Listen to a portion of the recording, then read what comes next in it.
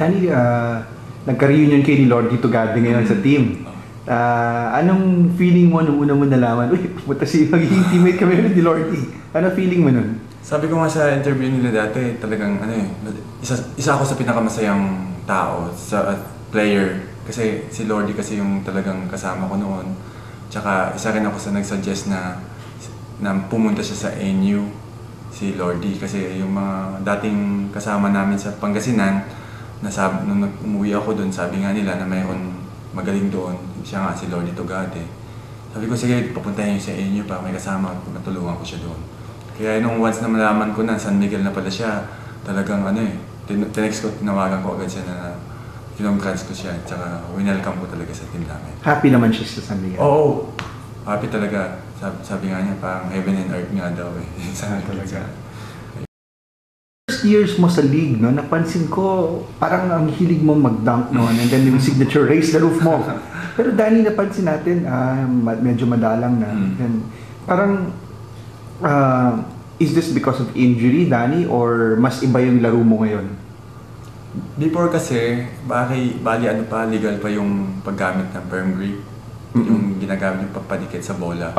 Unlike kasi ngayon, bawal na. Okay. So, ang hirap kasi mag-dunk eh. Minsan, nagbibitaw mo yung bola kasi, kaya, yun ang rason. Kaya sabi ko nga, kung ibalik nyo lang yung kung gusto nyo yung showtime, kasi minsan sa PBA orientation namin, bakit gusto daw nga nila showtime. Sabi ko, kung gusto nyo yung showtime talaga, illegal yun yung firm grip, ibalik nyo sa amin.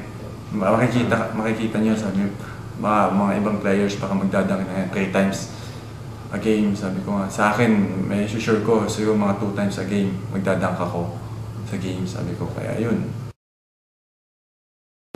Danny, what can you say about Olsen? Matagal na kayo magkasama ni Olsen sa San Miguel, yung na-revive siya nung nawala sila Samboy. Pero mukhang magre-retiro na si Olsen. No? I think Olsen, kaya pa niya hanggang 40. Olsen, boto para sa'yo. 40 si Olsen kasi siya eh, kung titignan mo si Olsen very talaga, wala siyang injury, masyado siyang sa katawan niya, tsaka talagang matalino talaga maglaro si Olsen. Yun, idol ko yun sa paglalaro, matalino talaga siya, alam niya kung paano gamitin yung katawan niya, kung paano niya. Sa ngayon naman hindi naman siya masyadong inaano ng team. Bali, mayroon ng mga bata, sila LA, tulad, parang kay Olsen, mayroon lang kapalit si LA, kasi si LA naman, hindi naman niya kaya buong game, di ba? So, kailangan din, kasi mayroon time na kailangan yung veterano talaga yung nasa loob, taga-control ng bola. So, dun, kaya si Olsen, andyan pa rin, kasi dun, kailangan talaga siya ng team, kasi yung pagiging leader niya sa captain ball.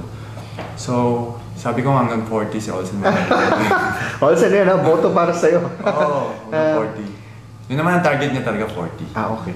Si Dorian, bumalik sa team. Malaking plus ba yun? Parang, nagsama ulit tayo, di ba? Nanalo tayo ng championship. Plus ba para sa'yo? Happy ka ba bumalik si Dorian? Oo, happy ako na bumalik si Dorian kasi talagang si Dorian, talagang number 5 spot namin siya sa Tsaka laking bagay niya sa una sa depensa. Talagang hindi mo na kailangan i-double eh.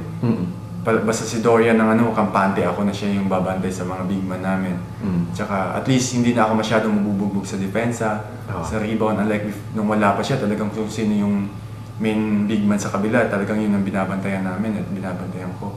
So, ngayon, bawasan konti yung trabaho ko sa ilalim.